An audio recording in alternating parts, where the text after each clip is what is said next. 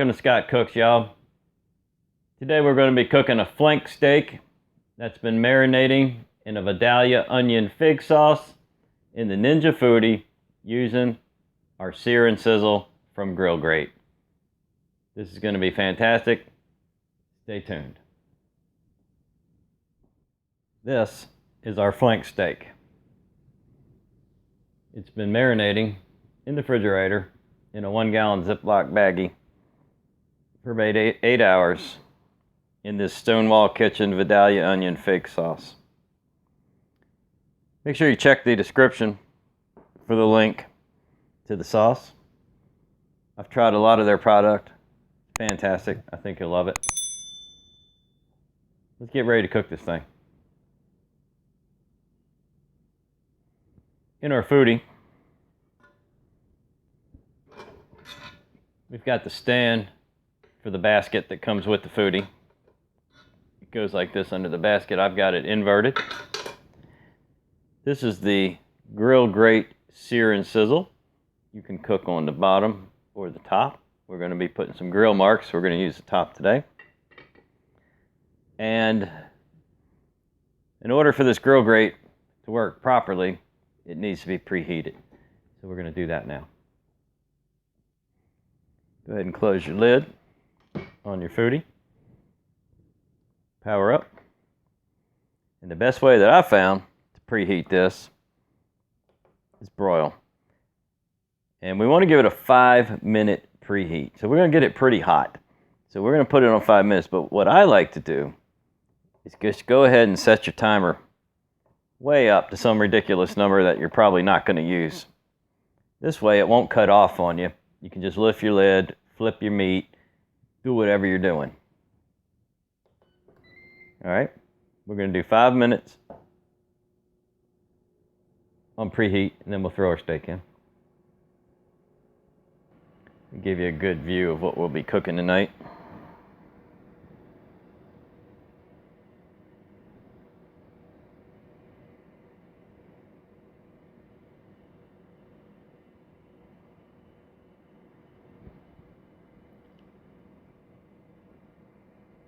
That is a good looking piece of steak right there, y'all. It is not entirely necessary to spray or grease your Grillgrate, but if you want to, this is what I use. I've been using this Pam on the sear and sizzle Grillgrate for a long time. No problem, no staining, no buildup. And the only reason that I'm going to use it is because I'm using a sauce that has some sugar in it, and it has a tendency it could burn and could stick a little bit, and I don't want it to. But normally the Grillgrate sear and sizzle is pretty much non-stick. But if you're using sticky stuff, it doesn't hurt to give it a quick spray. I know y'all are going to ask, so I'll just go ahead and show you. This is if I can get that to focus real quick for you. Anyway, that's a 1-pound steak right there. It's a 1-pound steak.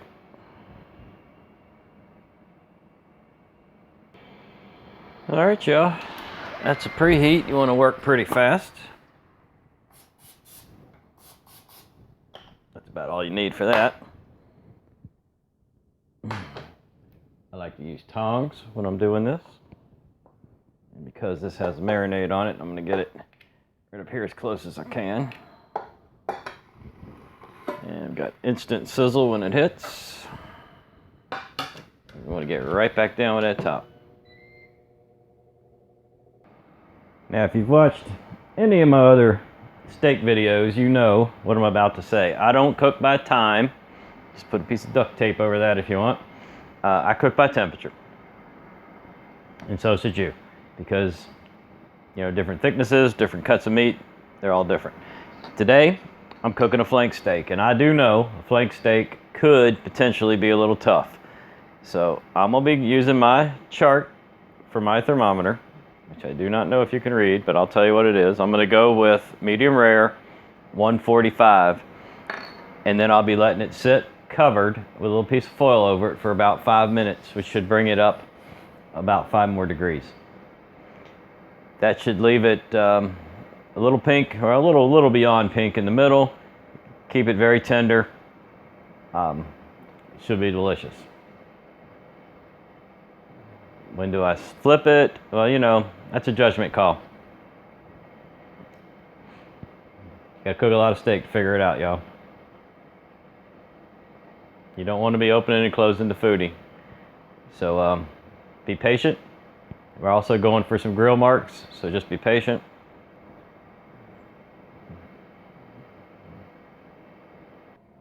The other thing to remember is what you're cooking with. I have this marinated in a sauce that contains cane sugar and some other stuff that may potentially burn. So I might flip it a little earlier than I would normally flip a steak that didn't have any seasoning on it. All right, we've hit the 5-minute mark. Now normally I wouldn't flip a steak this early, but I don't want that seasoning to burn on me. We're gonna flip it, do a very quick temperature check. I know it's gonna be nowhere near what I want, but we gotta start somewhere, right?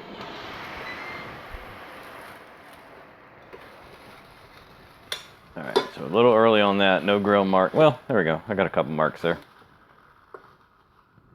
And we're gonna do a really fast temperature check. Yeah, I can already tell that's raw inside. We'll see what we got here.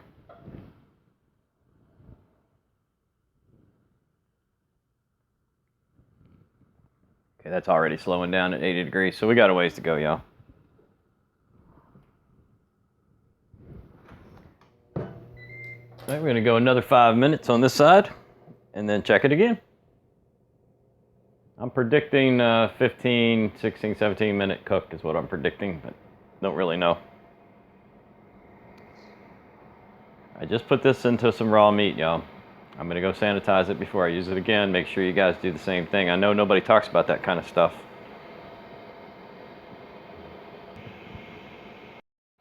That was another 5 minutes, guys. Oh, we are getting somewhere now. See that? Oh yeah, nice marks going on. I think you can see that. Probably over 100 degrees now.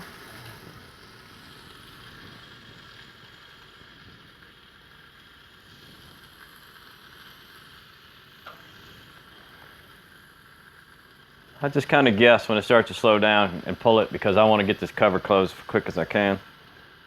Man, I caught it, didn't I? I said a little over 100. All right, so we got 45 more degrees to go.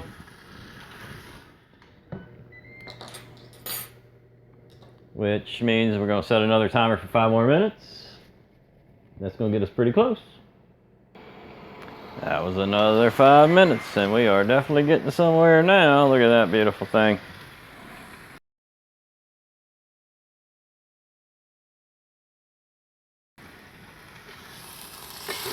That's my grill marks. I knew I'd get them. Thank you, Grillgrate searNsizzle. I'll tell you what, if you got a Foodie and you don't have one of these searNsizzles, get one. I'm not an affiliate. I don't get any money for them. I just recommend them.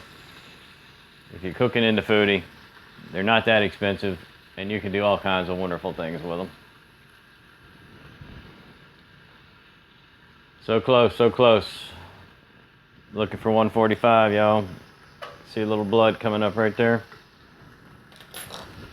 Down we go. I think 5 more is gonna do it. All right, guys, this was 4 minutes later, not 5. That coating, that fig is starting to get just right. I'm gonna pick a different spot to put the probe in this time.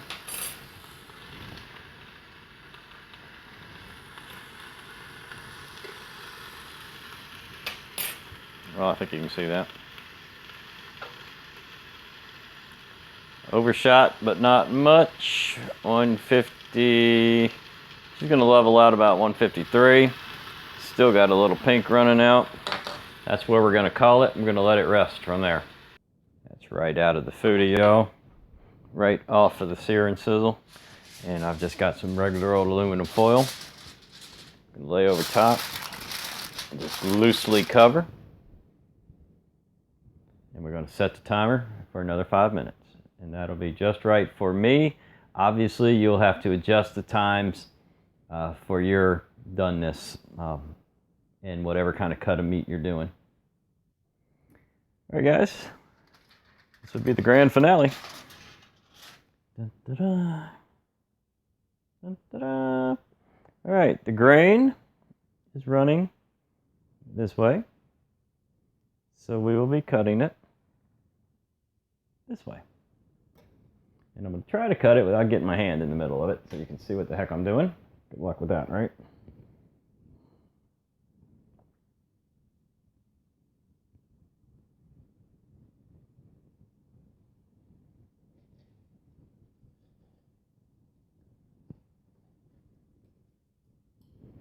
Okay. And I think, as you can see, I've got a nice run of pink running through there. Lots of nice juices flowing.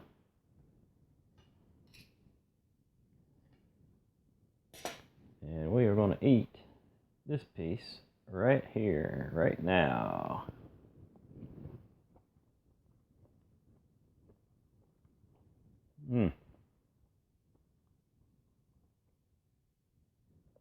That is good, y'all. That seasoning is fantastic. Make sure you check the description for that. If you like this video, please subscribe to the channel. Leave me some comments. Click the like button for me. Please share the video if you can. Share it everywhere you can think about sharing it. I want to thank everybody for watching. Make sure you check the description box. There's all kinds of links in there. Patreon. Stuff you can buy. Foodie. The sauce is in there. It's all fun. Good stuff. Once again, I want to thank everybody for watching. I hope you enjoyed it. And I'm going to see y'all on the next video.